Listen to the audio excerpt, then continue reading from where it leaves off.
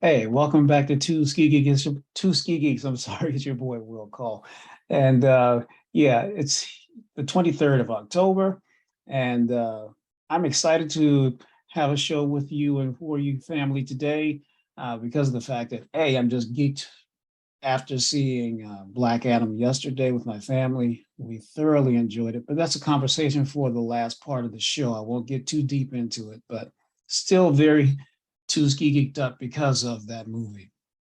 But let's go to the agenda so that way we don't delay what's going on. And I asked today that you be a little uh, patient with me today because of the fact I bought a new display camera, not just on me, but for books. So as I move back and forth between my face and what's going to be shown for books, just bear with me a little bit in my editing as I get this procedure smooth. It's a first day with it. So anyway, first topic I want to cover is like favorite villains, in particular favorite villains for like DC and Marvel. And so I want to go over like my top seven because seven has a specific and is a magic number period, but it means a lot to me as an alpha. Uh, but regardless of that, my favorite seven villains, and I'll start with number seven. How about that? And again, this is just Marvel and DC, and that please put in your comments who your favorite villains are, and maybe we can talk about that in another show. But first, at number seven, I'll start off with the Red Skull.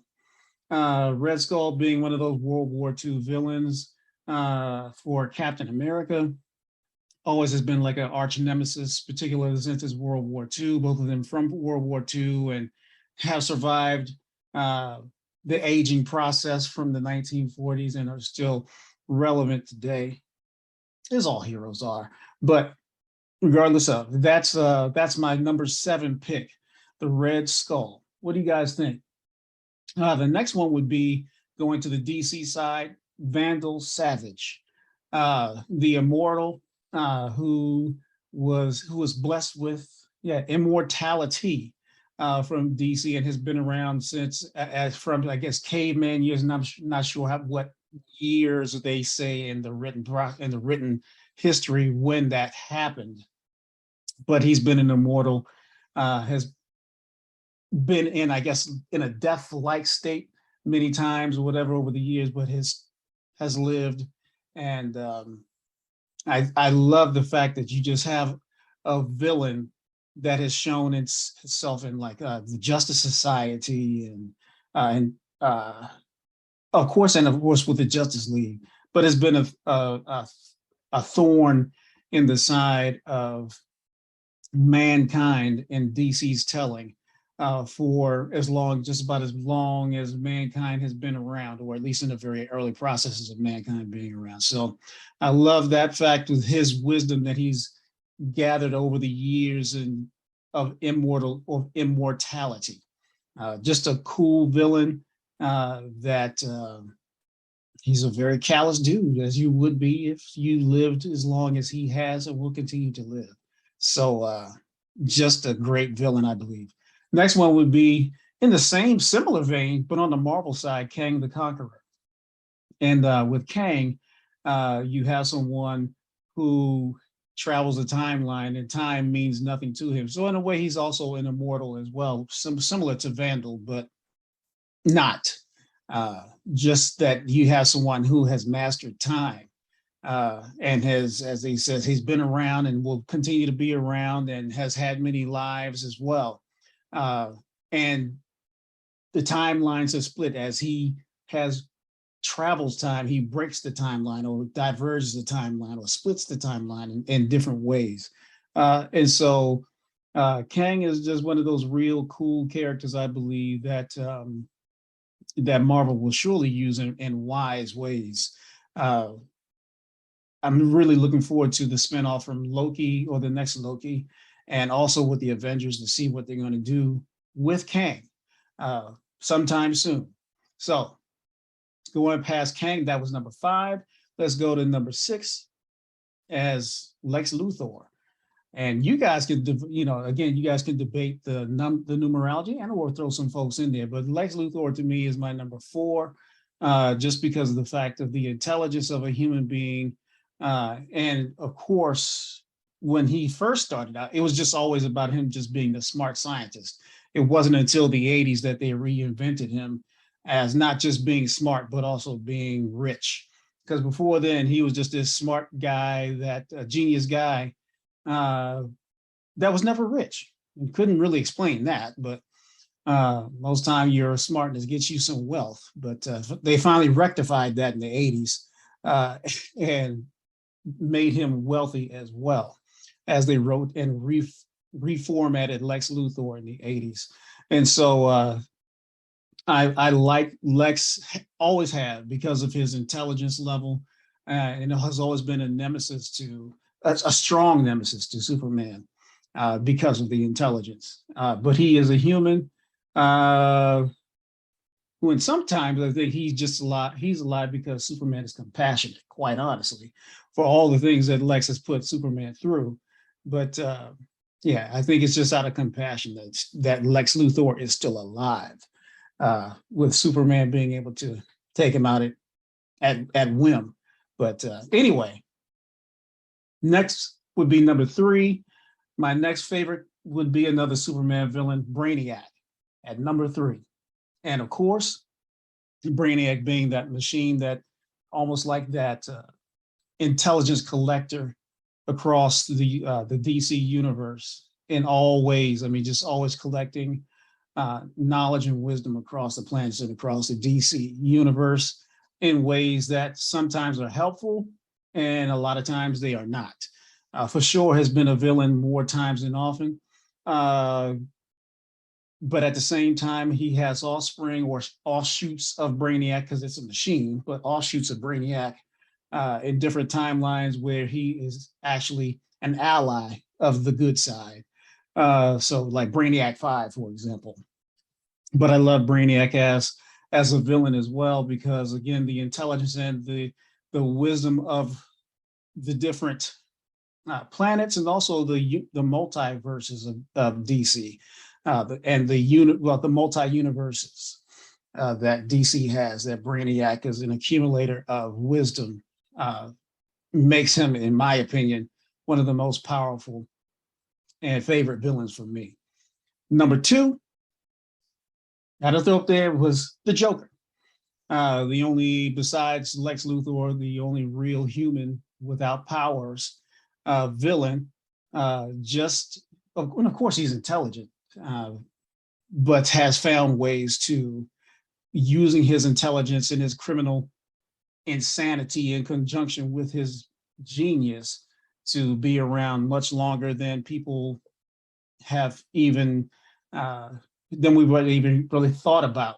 The Joker's was when he's, again, it is as he is a wild card, and that criminal insanity has gotten him a long way, but he uses it in conjunction with his wisdom, and of course he's a vicious killer, a straight up serial killer and an anarchist, but at the same time uses it in ways that just to be that wild card or that chaos piece of the of Batman's life and also the DC universe.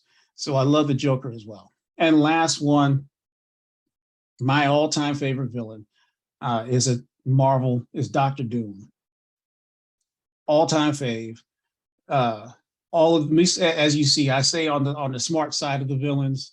But in this case with Doom, what I love about Doom is not just because he's a scientist, but also because he merges it with magic and sorcery or whatever. So it's the being willing to master both the science and the magic that I love about Doom, that makes him such an incredible villain,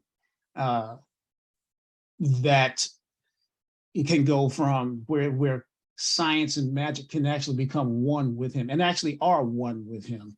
I think it's an intriguing concept, and he's my all-time favorite villain. And speaking of Doom, if you're not paying attention, so yesterday after Black Adam, my family and I were walking through the mall and we picked up some stuff, and let you know Doom is coming to the Marvel universe. When you start seeing toys, is what I found yesterday. And this Funko Pop right here, Dr. Doom in this Funko Pop. I strongly believe that Doom will be seen in Black Panther #2 or Wakanda Forever, and one of those end credit scenes. But if you start seeing, and this is a brand new figure, but when you start seeing figures and toys, as we talked last week about Riri as Ironheart, yeah, Doom is coming, as well as with a bunch of comic books that have him involved in the stories lately. Doom has been in a bunch of stories lately. So I'm strongly encouraged the fact that we will see him in them. Doom is on one of the books that I'll review later on. So those are my top 7 villains.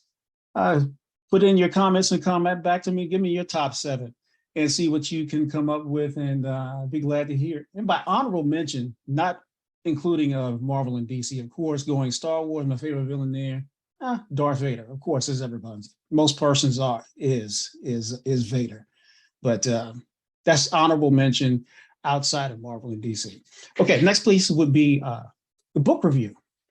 So I'm going to change my view and go to my new display camera, and I'm going to keep talking to you, but I'm going to use the display camera. So this book right here, Catwoman 2021 Annual. So what I enjoyed about reading this book, first of all, the writer, Ram V, I think I talked about him last week or the previous show or 2 shows ago.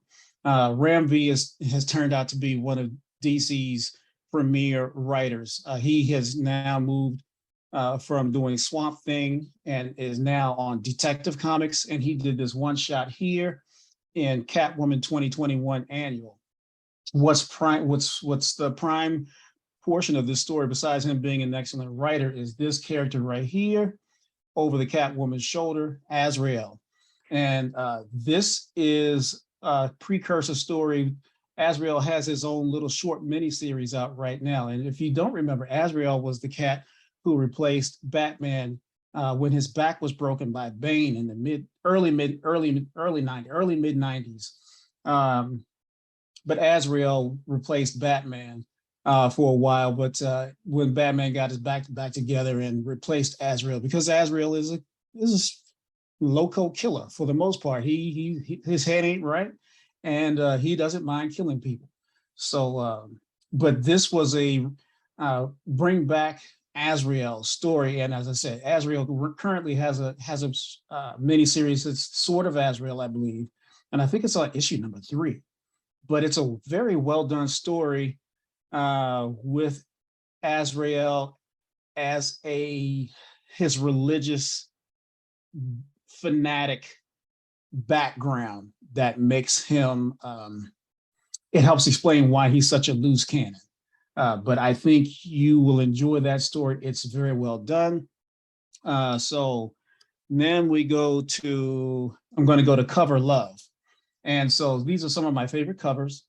And I'm going to keep on using this camera here while I got it. So this book right here was from 2019. This Marvel Action Spider-Man. This is kind of like a book that's geared towards kids, but and a lot of people don't pay attention to it, and it's not it wasn't well collected. But this was a retailer incentive cover, Venom cover by John Boy Myers, and as you can see, he just smashed. This was one of those books that I had to ask the comic book store owner to try to find for me back at the store that I was using back in the day, Tosh Station in Springfield. So thank you, Dave, for helping to find that book back in 2019 and having it in my collection. And as you can see, it is definitely worth trying to find this book, Marvel Action Spider-Man number 10. It is the retailer incentive cover, and it might be a little pricey if you find it now. Okay, then going into another cover love, this Joker Harley book, and it's a large format. It's a much bigger book than what you can see, and I'll try to I won't scan the whole thing, but regardless of, this is a big format book. It's under DC's Black Label, as you can see. And the artist on this, because it's, as you can see, is Miko Swayan and Mike Mayhew. And if you guys are not familiar with either of the two, please look up their work, Google up their work and look at Miko Swayan and Mike Mayhew's work as individuals. Just go to their sites. And they are incredible artists who do painted work. And I'm just going to look in here very briefly, since it's not even in, it's not in a cover. This book is not in a cover. And as you can see, some of the artwork inside is just plain gorgeous.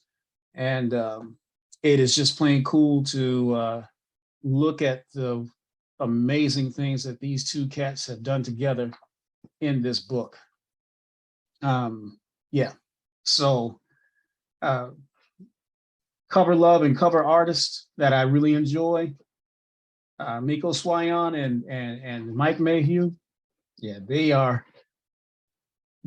fantastic. Not just great, they're fantastic. So anyway, that's cover love number 2. Next one here would be this Avengers number 56 of the Scarlet Witch. This is the John Tyler Christopher, is what they call a negative cover, because you have the character who blends into the solid red or whatever color background. So John Tyler Christopher is one of those persons and artists that does this quite well. And again, this is Avengers number 56, the John Tyler Christopher variant. I just picked this up. This came in the mail this past week. And I love this cover of the Scarlet Witch. Just knocks it out of the park with the contrast between the hair and the hands and skin and the outfit and the red. It's just beautiful, gorgeous. You see cover love for a reason. And last cover love book right here. And this one is another mail call book, but this is by Joe Bennett, Immortal Hulk number 33 from the Immortal Hulk series. And it's no longer in print, but this is, I believe this is the second print of this cover. And I just love, with Bruce Banner being, Joe Bennett is great for his monster depictions. And so you have Bruce Banner being kind of like disassembled or distorted and turning into the Hulk in this ghastly type way. And I love this cover by Joe Bennett. Just, even though it's cartoonish, but it's done in a way that is horror. That's what I love about Joe Bennett's work that he did on the entire run of the Immortal Hulk from beginning to end. And he does not just the covers, well, the regular covers on that series were done by, the A covers were done by Alex Ross. And the second print covers were often done by Joe Bennett.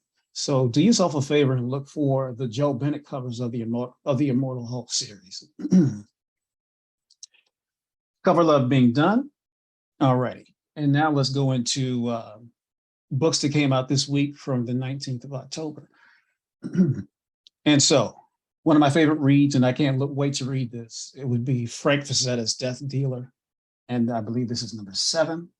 I read number 6 last month, and I was telling you guys about it and how good of a read it is. Fantastic read. And I can't wait to get into this one. Artwork is always gorgeous. Stories are phenomenal. This Morrissey, let's see here if I can see the Michael Morrissey, just smashing it. The fantasy writing is so well done, so well done. And as I'm showing you the artwork, you can't miss. You cannot miss with picking up Frank Facetta's Death Dealer. You will so much enjoy this book, and I can't wait for you guys to pick it up and read it for yourselves, because it is amazing. So that's Death Dealer number 7. Death Dealer number 7. And the reason why I picked this one up is because I'm just highlighting this is the final issue of Rick Remender's Deadly Class. If you don't recall this, Deadly Class came out, I think it was on Netflix, I believe, or what, I can't remember. I think it was Netflix. It was a TV show, but it didn't do well. Even though Rick Remender is a phenomenal writer, and his book did warrant a TV show, it just didn't do well. But this is a class. This is about kids who are being raised to be assassins. Therefore, the name Deadly Class. But this is the final issue, number 56 of the book, and the other cover by Bill Sinkovich is one I've got to try to find on my own, and I'll try to put it in the I'll do it in the edits. But the Sinkovich cover is the one that I would really like to obtain. But I just wanted to have a final as the final book of this series as it closes out. Next one here would be Darth Vader, number 28, the Raza cover with Palpatine, and oh man, Anakin's girlfriend, Princess. Anyway, you guys, I'll put it in the comments. Anyway, it'll be there. You guys can cuss me out later on. But I love this cover right here with Vader and Palpatine, and it's done by Raza. And Greg Pak is the writer on this, but Raza is the cover artist. Breezing through would be this Ghost Rider series here going on now. Currently, Ghost Rider was written by Benjamin Percy. The covers every single time are a home run. Every time are a home run. There is a new character in this book. Where is it here? I think the character this is a premiere of the character Exhaust right here, where Exhaust is a brand new character. And I'm looking forward to reading this. I kind of like scanned through this before I started recording this show. And the book looks like a fantastic story. Benjamin Percy is killing it. And let's see here if I can get to a little bit of the credits so far as the cover. Oh, the covers are done by Kyle Yu. Kyle Yu, NGU, or Wu. I'm not sure if that's Vietnamese or Chinese with the NGU, but if it's Vietnamese, it would be Wu. But if it's Chinese, it might be Yu. But please forgive my enunciation if I'm saying this wrong. And so let's see here. Then we've got the next cover, and that was Ghost Rider number 7, as I said. A facsimile of Marvel Family number 1. And why this is important is, again, because Black Adam came out this past week. This is the weekend premiere of Black Adam. And so, as you see in the title of the book, and this facsimile of this book, and it came out, and I'll put the date when it was premiered, but this is probably the 1940s, a golden age book, re-released in the facsimile edition with the Marvel Family against Black Adam. And let's see here, we can breeze through very briefly some of the stuff inside. You had C.C. Beck was the most likely the artist. I was a writer and artist, and then you have some Black Adam here, with the family showing up. And if you try to buy this book by yourself right now, for the original is this from the 40s, you probably pay a grip, more than several house notes. But yeah, this book here is very pricey, the original, but this is fortunate. They released a facsimile edition so we can read it in its current, we can read it currently without having to pay a grip to become familiar with the story. And so that came out this week as well. Marvel Family Comics number 1. And then we have a new book that came out this week by John Ridley, GCPD, The Blue Wall. John Ridley is doing his thing over at DC, y'all, and also Black Panther, but he's on I Am Batman. He's on this book, GCPD, and then he's also writing, as I said, the Black Panther over at Marvel. John Ridley's busy. He's humping and putting out some high quality writing for you guys. Let's see here. And Stefano Raphael is the internal artist on the inside. And you see the stuff on the inside looks pretty doggone good. So you can't be disappointed and won't be disappointed by what you see. And I know with John's writing, you won't be disappointed by what you read. So fantastic stuff. Thank you, John and Stefano, for putting out high quality stuff. I just bought this really because I love this daggone cover. This Flashpoint Beyond, #6. I just love this with Thomas Wayne as Batman and Flashpoint Beyond with this Joker family. Cannot wait to read this. I think this might be by Jeff Johns. I see Johns is the last name. So I'm going to assume, because Jeff Johns is one of those Flashpoint writers, at least he created the Flashpoint. And let's see, does it show? Can't get to it quickly. Yep, Jeff Johns is the writer on this book, as you can see. So I can't wait to get into this. The 13 Club Clockwork, what is that? Killer, Clockwork Killer, the Clockwork Killer. I cannot wait to get into this and see what this is all about. And this will be a good read. And I'm hoping that this will incentivize you guys to want to pick up some stuff as well. Getting close to the bottom of the pile. So we've got John Ridley came out with this one shot, and there's a book that comes out every month called One Bad Day. This is on the Penguin, and they're focusing on one villain per month. Last month was the Riddler. This month is the Penguin. No, last month was Two-Face. The month before them was the Riddler. And this time it is the Penguin. And this is another John Ridley book. And looking forward to this. This is a Jim Lee cover of the Penguin.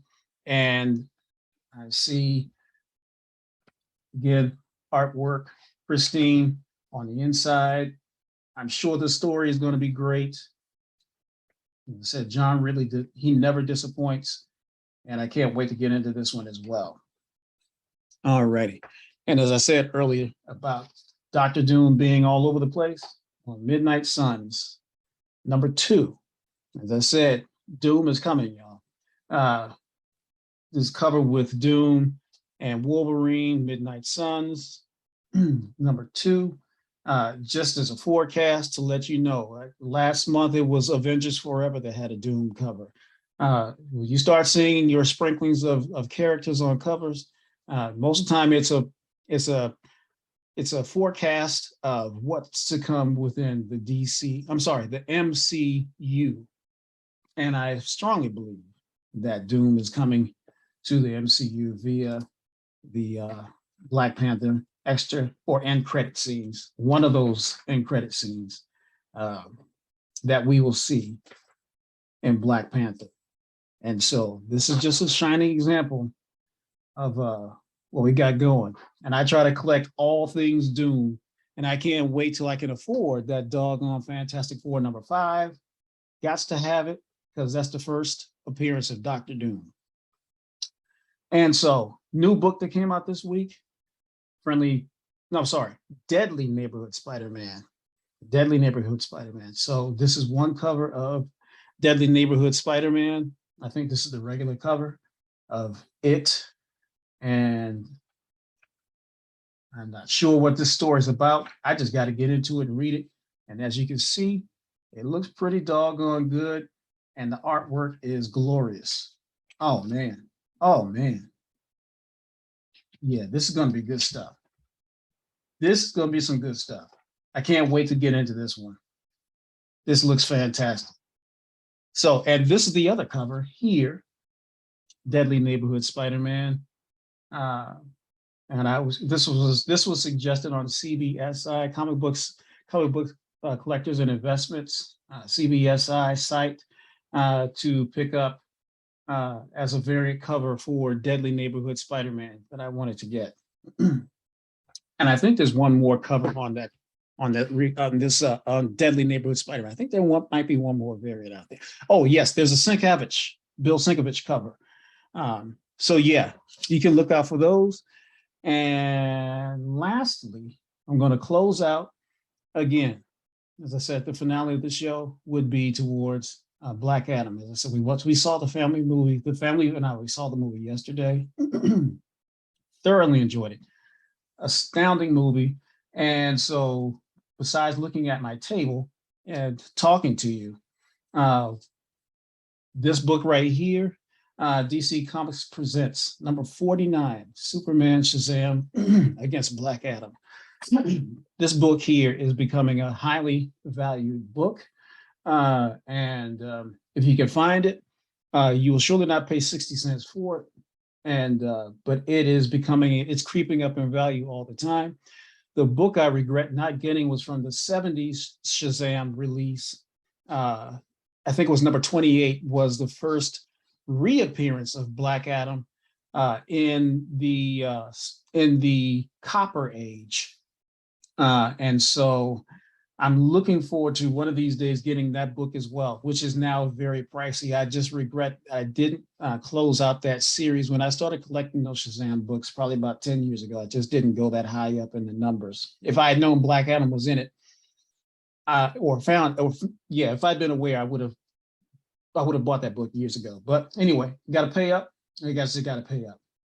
And so this book here is one of those fights between combined fights with Superman, Shazam, and Black Adam. And so you will enjoy that one. More Black Adam love, and I showed this to you guys last week. People have asked, some friends of mine have asked why and how Black Adam is related to Shazam, at least the movie. Well, the movie, Dwayne "The Rock" Johnson didn't really want to do too much related to the Shazam movies because he felt that they were too kiddie-like. And I don't blame them, because in the way that they've done it, it's been more family kiddie, like you saw the Marvel Family book earlier in the show. And so he wanted to be something more serious, because Black Adam is a rather dark character. He is not a hero. He is an anti-hero, but can sometimes do some good stuff. And that is the reason why it's done the way it is. And I have to respect him for bringing that aspect of adult storytelling to the DC universe. And I believe that the movie will bring some serious attention to retelling DC's movie, or giving a better reputation to DC's movie making, or the DCEU movie making. I bought this a few years ago, again, from Tosh Station. This collected series of the Black Adam series is issues 1 through 6. As you see, the cover price for what it is, I think I paid less than that. But blessed to have found the whole collection a few years ago, probably like in 2018 or 19. But have the full run of this Black Adam run by Thomasy and Doug Mahnke as the artist. And Doug Mahnke has done some great stuff, and I love his heavy pencils and inks, his dark inks. That's one of the things I love about Doug Mahnke. And Peter J. Thomasy is the writer. Okay, then we got in the current Justice League, number 63. It came out probably about 2 years ago. Well, yeah, about a year and a half, 2 years ago. Bendis, as Black Adam was being talked about to come about into the DCEU, was one of the things where Brian Michael Bendis, the writer, brought in and combined Black Adam with Naomi in this book here, Justice League number 63. And I haven't read this one yet, but I do intend to, and look forward to seeing how Bendis ties in Naomi with Black Adam in this book. Then going to the current Black Adam series, this is number 2. And so this character here on the cover, they'll call him White Adam. I just read this book today before the show, so I do have one more book review. And it stays somewhat relevant to the movie. How about that? And I'm not going to give you any spoilers since the movie just came out this week, but it stays somewhat relevant to the movie, and I mean lightly. But Christopher Priest is the writer on this, and the artwork inside is superb. please, please, please read this book. Get yourself these books, and you will enjoy the read and the high quality stuff that's inside. Artwork and the artwork and the writing are fantastic. Is right here is Black Adam #3. Just love the cover. And very similar to scenery that you'll see in the movie. That's what I love about this cover, is the fact that, yeah, it's a close departure to scenery that you will see in the movie. And it's just plain gorgeous, just incredible. Black Adam rendition here, with the sun in behind him. I love it. Then we've got Black Adam #4, where this is another picture of White Adam, brought here in this cover depiction for Black Adam #4. Painted cover, gorgeous. Can't say no more. Like I said, I read #2. I've got some catching up to do in my reading, so I've got 3, 4, and then #5 to read. That is Black Adam #5 right here. And so I'm going to switch back to the other camera, and I'm getting ready to close out the show.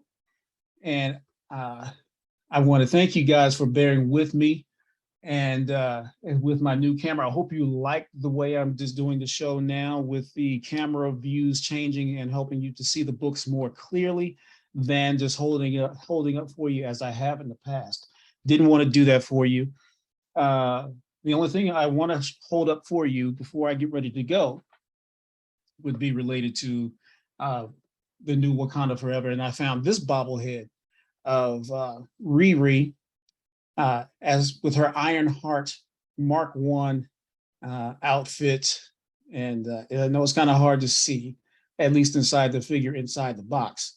But as you can see on outside the box, this is Riri, Ironheart, and maybe I can do a little quick change. Maybe it might show better right here.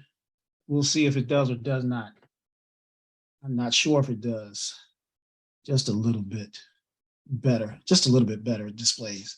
And so I picked that up yesterday with the Doom Funko Pop yesterday, not bobblehead, but Funko Pop yesterday after the movie. And so that comes out in November, you guys. Wakanda Forever comes out in November. As I said, my family and I, we already have our tickets, and I'm excited about seeing it. And the last thing I'll say is this coming weekend is Baltimore Comic-Con. And I have my tickets for Baltimore Comic-Con, and I'm really, really geeked about that. I've had my friends that I've talked to, our hobbyists, and John Michael, who does a show with us. They've gone to tons of different shows over the last few weeks, and I'm just like, nope, I'm not going. I'm just going to hold my money for Baltimore Comic-Con and do scenery from there. So that's what I'm going to do. I'm going to take the camera and talk to some of the artists, get some autographs, and maybe get some books done, or send some books into CGC while I'm there. And I cannot wait for Baltimore Comic-Con. So next week's show, we'll have some of that stuff. Or if it doesn't come on the weekend when I put it out, it'll come probably like maybe no later than next Monday or Tuesday, depending on how much footage I can edit and bring to you. But I'm excited about Baltimore Comic-Con and showing you some of the stuff that I pick up there and some of the people met. So take care. Please subscribe to our channel. It is an extreme pleasure that I have to share time with you guys. Again, I'm always too ski geeked up to be with you, and have a fantastic weekend and the rest of your work week. And I'll holler at you soon. Peace.